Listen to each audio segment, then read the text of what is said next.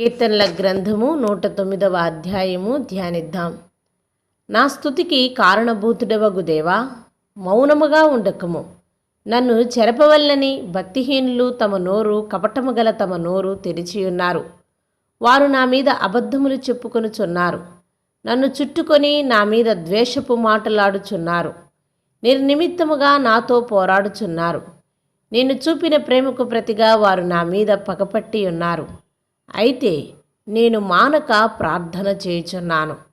నేను చేసిన మేలునకు ప్రతిగా కీడు చేయుచున్నారు. నేను చూపిన ప్రేమకు ప్రతిగా నా మీద ద్వేషముంచుచున్నారు. వాని మీద భక్తిహీనుని అధికారిగా నుంచుము. అపవాది వాని కుడిప్రక్కన నిలుచునుగాక.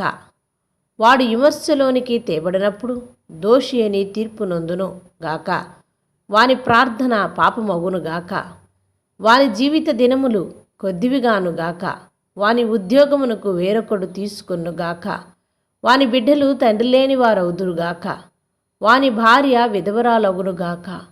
వాని బిడ్డలు దేశదిమ్మరులై భిక్షమెత్తుదురుగాక. పాడు పడిన తమ ఇండ్లకు దూరముగా జీవనము వెదుకుదురుగాక. వాని ఆస్తి అంతయు అప్పుల వారుకు ఆక్రమించుకుందురుగాక. వాని కష్టార్జితమును పరులు దోచుకుందురుగాక. వానికి కృపచూపు వారు లేకపోదురుగాక.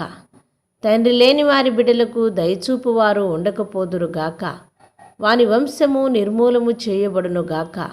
వచ్చు తరమునందు వారి పేరు మాసిపోవునుగాక. వాని పితరుల దోషము యెహోవా జ్ఞాపకములో నుంచుకొనుగాక. వాని తల్లి పాపము తుడుపు పెట్టబడకయుండునుగాక. ఆయన వారి జ్ఞాపకమును భూమి మీద నుండి కొట్టివేయునట్లు ఆ పాపములు నిత్యము యెహోవా సన్నిధిని కనబడుచుండునుగాక. ఏలయనగా కృపచూపవలన్న మాట వరచి శ్రమనందిన వాణ్ణి దరిద్రుణ్ణి నలిగిన హృదయము గలవాన్ని చంపవలనని వాడు అతన్ని తరిమెను. శపించుట వానికి ప్రీతి గనుక అది వాని మీదికి వచ్చి ఉన్నది. దీవెనయందు వానికిష్టము లేదు గనుక అది వానికి దూరమాయెను. తాను పైబట్ట వేసుకున్నట్లు వాడు శాపమును ధరించెను. అది నీళ్ల వలె వాని కడుపులో చచ్చియున్నది. తైలము వలె వాని ఎముకలలో చేరియున్నది. తాను కప్పుకొని వస్త్రం వలెను, తాను నిత్యము కట్టుకుని నడికట్టు వలెను అది వానిని వదలకుండునుగాక. నా విరోధులకు, నా ప్రాణమునకు విరోధముగా మాట్లాడు వారికి ఇదే యెహోవా వలన కలుగు ప్రతీకారము. యెహోవా ప్రభువా, నీ నామమును బట్టి నాకు సహాయము చేయుము. నీ కృప ఉత్తమమైనది గనుక నన్ను విడిపింపుము. నేను దీనదరిద్రుడను, నా హృదయము నాలో గుచ్చబడి ఉన్నది. సాగిపోయిన నీడవలే నేను క్షీణించి ఉన్నాను. మిడతలను పారదొరులునట్లు నన్ను పారదొరుదురు. ఉపవాసము చేత నా మోకాళ్ళు బలహీనమాయెను. నా శరీరము పుష్టి తగ్గి చిక్కిపోయెను.